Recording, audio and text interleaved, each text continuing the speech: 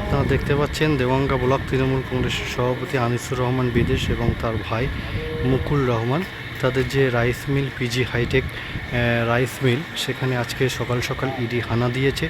ইডির আধিকারিকরা আজকে পরিদর্শন করছেন, তারা বিভিন্ন নথিপত্র খতিয়ে দেখছেন যে রেশন দুর্নীতি মামলায় বাকিবুর রহমান, জ্যোতিপ্রিয় মল্লিকের যে নাম জড়িয়েছিল তাদের সঙ্গে এদের কোনো সংযোগ আছে কিনা তারা পুরো বিষয়টা তদন্ত করে দেখছেন, খতিয়ে দেখছেন। আপনারা দেখতে পাচ্ছেন রাইস মিলের সামনে কেন্দ্রীয় সেনাবাহিনীর জওয়ানরা মোতায়েন রয়েছেন, সেই ছবি 9 টিভি বাংলার পর্দায়।